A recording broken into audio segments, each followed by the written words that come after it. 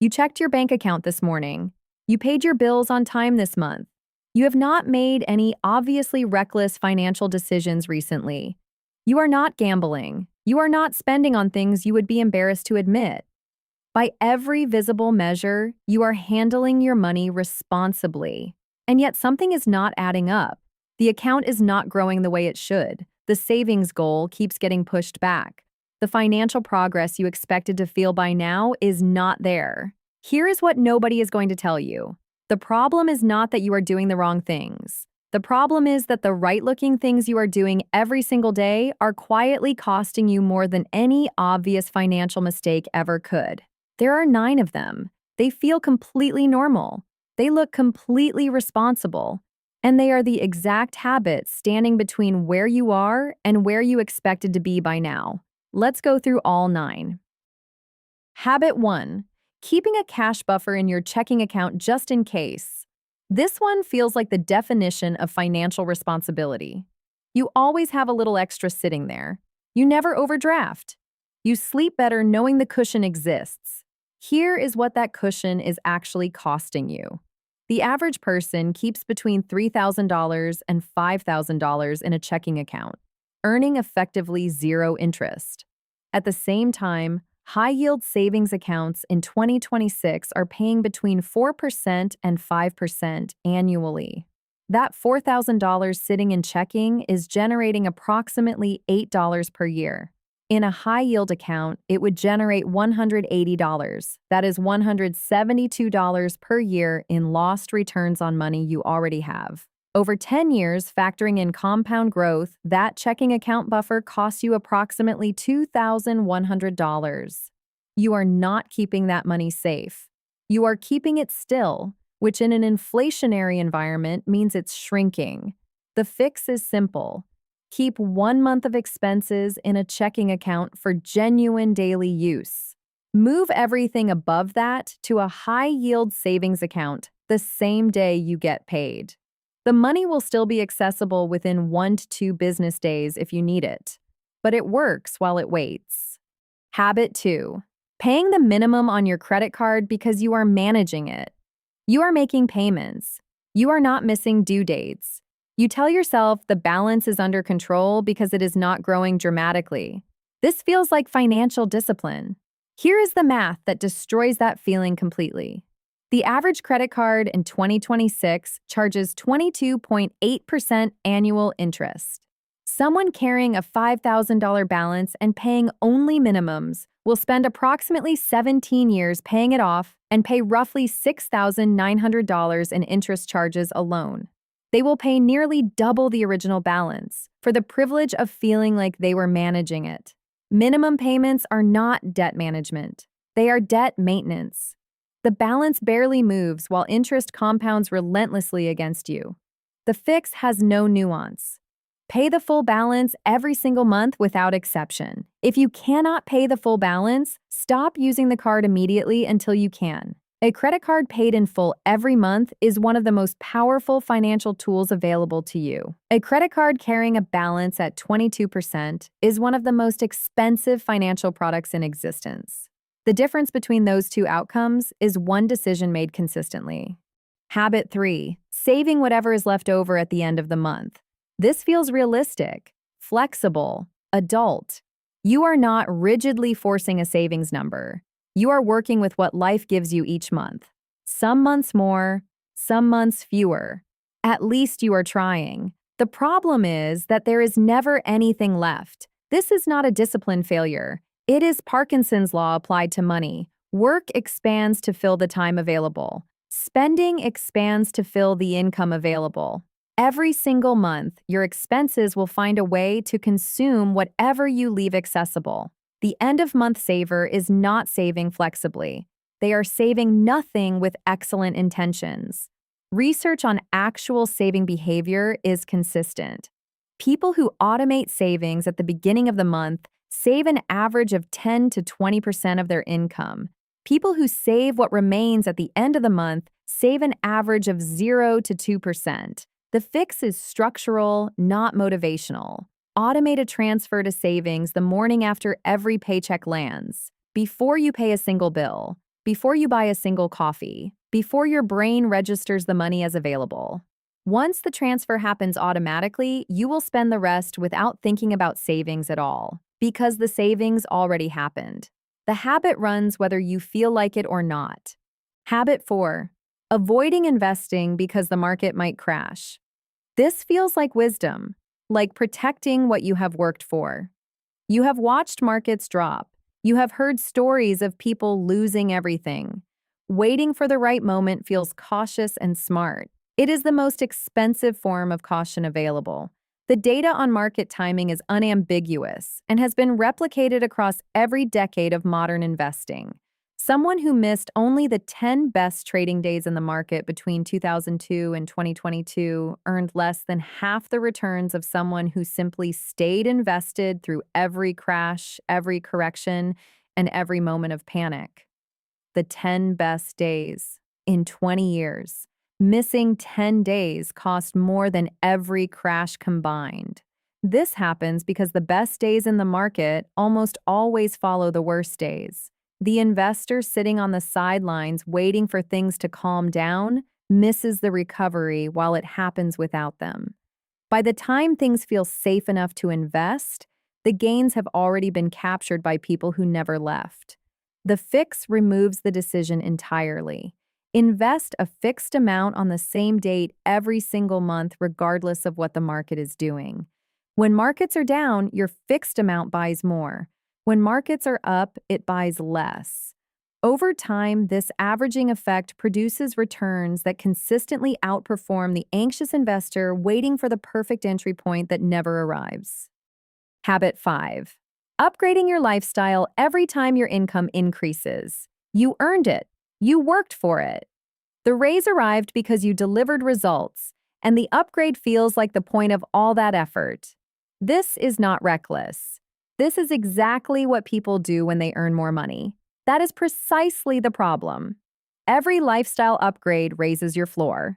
The new normal consumes the new income, and the compounding cost of that consumption is staggering when you calculate it honestly. A $500 per month raise fully absorbed into lifestyle, a slightly nicer apartment, a newer car, more frequent restaurants, feels like a reasonable quality of life improvement.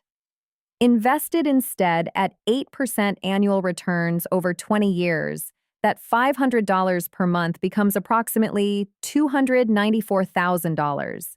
You did not just upgrade your lifestyle.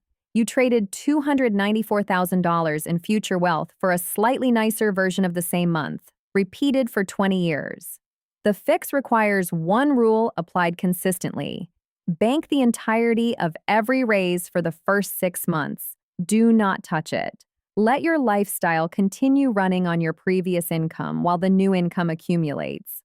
After 6 months, you will have adapted completely to the old income, and the new income is genuinely available to allocate to savings, to investment, and to intentional lifestyle choices rather than automatic absorption. Habit 6. Keeping money in savings for short-term goals instead of investing it. You are saving for a vacation, a car, a home renovation. You are setting money aside with purpose and intention. This is disciplined and goal-oriented behavior. The problem is not the savings, it is the mixing. When short-term consumption goals and long-term wealth building share the same mental category, savings, everything gets spent eventually. The vacation fund and the retirement fund feel like the same kind of money. The vacation is soon. The vacation wins.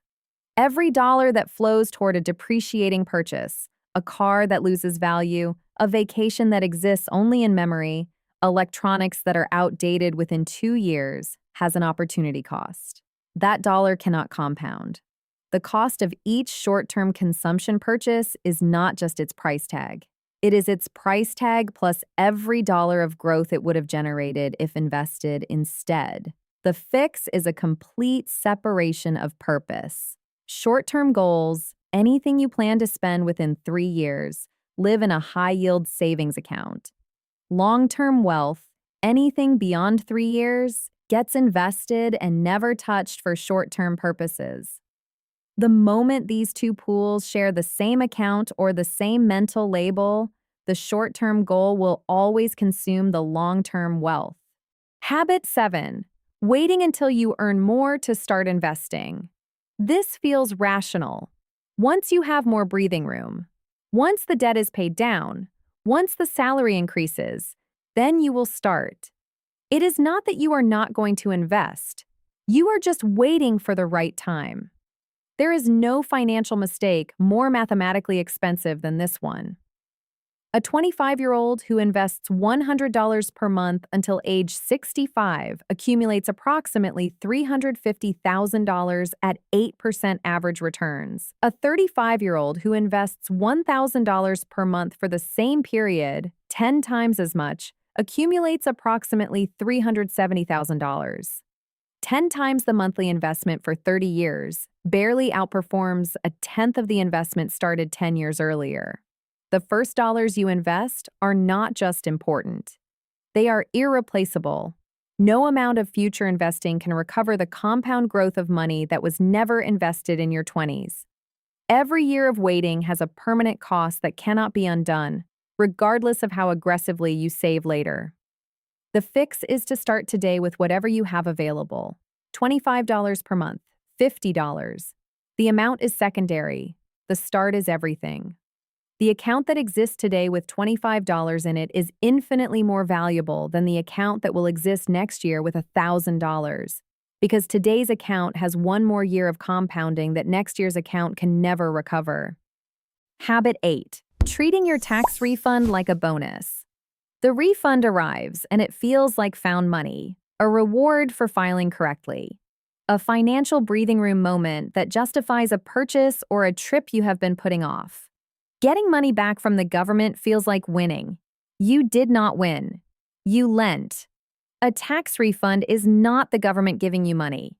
It is the government returning money you overpaid throughout the year, without interest, without compensation, and without acknowledgement that they held your money for 12 months while you could have been using it. The average United States tax refund in 2025 was approximately $3,100. That $3,100 sitting with the IRS from January through April, instead of in a high-yield savings account at 5%, cost you approximately $130 in lost interest. Invested in an index fund returning 8% annually over 20 years, so that $3,100 becomes approximately $14,500. You are not getting a bonus. You are getting back a small portion of the interest-free loan you gave the government every single year. The fix is to adjust your tax withholding so that you break even at tax time, owing a small amount or receiving a very small refund. Keep your money in your account, earning returns throughout the year instead of lending it for free. A tax professional or your employer's HR department can adjust your withholding in under 30 minutes. Habit 9. Buying at the top of what your mortgage approval allows. The bank approved you for $450,000. You feel the pull to use it, to buy the nicest home your qualification unlocks. This is not greed. It is the instinct to maximize what you have earned access to. The approval feels like permission. It is the most expensive permission slip you will ever sign. A mortgage at the ceiling of your approval means your largest fixed expense consumes the maximum possible portion of your income. Every dollar above a comfortable mortgage payment, one that leaves genuine margin, is a dollar permanently redirected from wealth building to interest payments for the next 30 years. On a $450,000 mortgage at 7% interest, you will pay approximately $628,000 in interest over 30 years on top of the principal. That is $628,000 that will never be invested. On a $350,000 mortgage for the same property, negotiated down in a slightly different area, purchased slightly under asking, the interest drops to approximately $488,000. The $100,000 difference in purchase price saves $140,000 in interest and frees up approximately $600 per month for investment. The fix is to buy at 70 to 80% of what you qualify for. The remaining approval headroom is not wasted purchasing power. It is your wealth-building margin, the monthly difference between what you could have spent and what you chose to spend, invested consistently for decades. You checked your bank account this morning. You saw the balance. You felt the vague unease that something should be further along by now. You could not point to an obvious mistake. You have not done anything reckless. You have been responsible. Now you know what responsibility has been costing you. Not one dramatic decision, 9 small ones. 9 habits that feel completely normal because they are completely normal. Practiced by the majority of people who will retire with less than they expected, wondering where decades of income went. The good news is that every single habit on this list has a one-line fix. None of them requires a higher salary. None of them requires a financial windfall. They require one decision, made once, and then automated so the decision never has to be made again. Pick 3 from this list, not 9. 3. The 3 that appeared most in your life while you were watching.